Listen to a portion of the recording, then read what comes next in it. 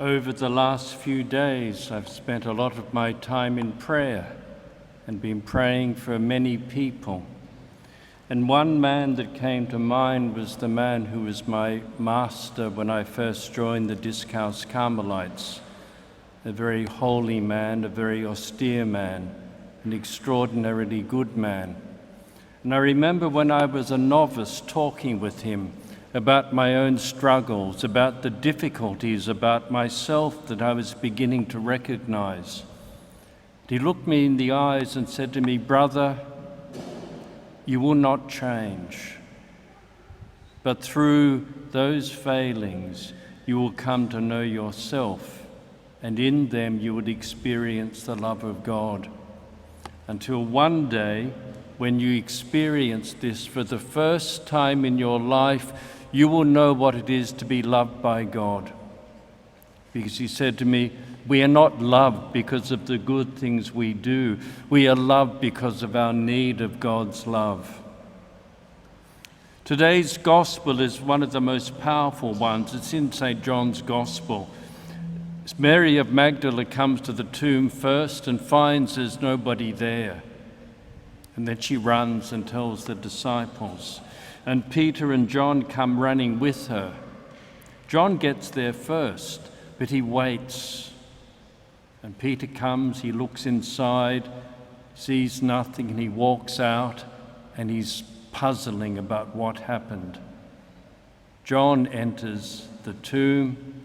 He sees, as the others saw, absolutely nothing.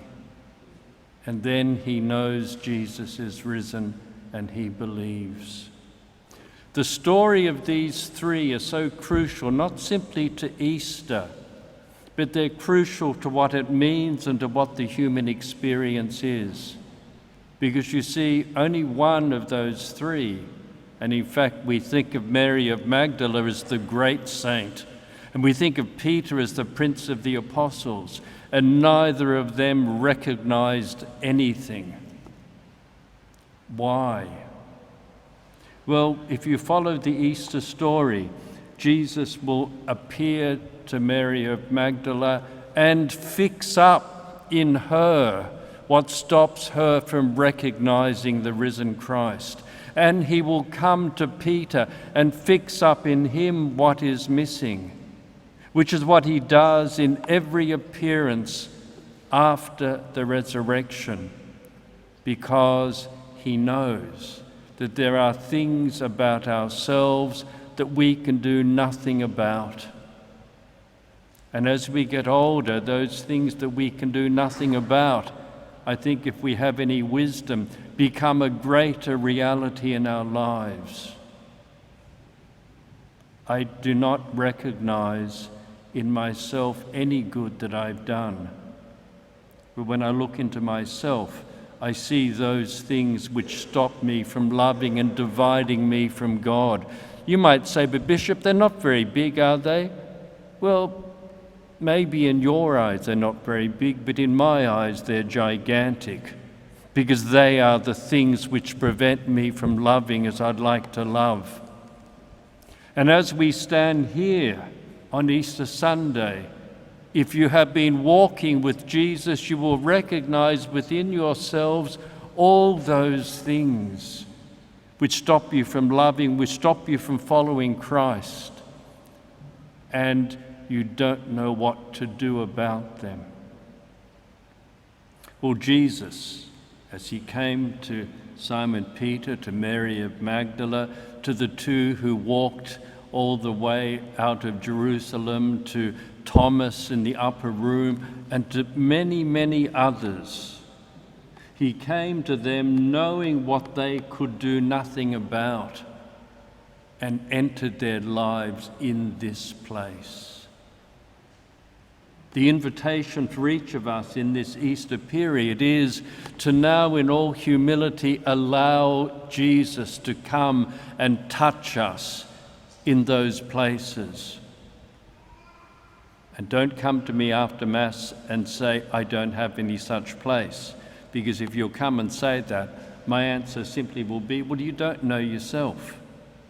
Let's go finally to St. John. Why was it that he alone amongst all the disciples, and perhaps only one other person who was Mary, which is why Jesus did not have to appear to Mary. Anyone who says he must have gone there first doesn't understand the gospel. Because from the moment he rose, she knew her son was risen. John, from the moment he looked into the empty tomb, knew that Jesus was risen. Because in spite of his own faults, the abiding reality in his life was love of Jesus Christ.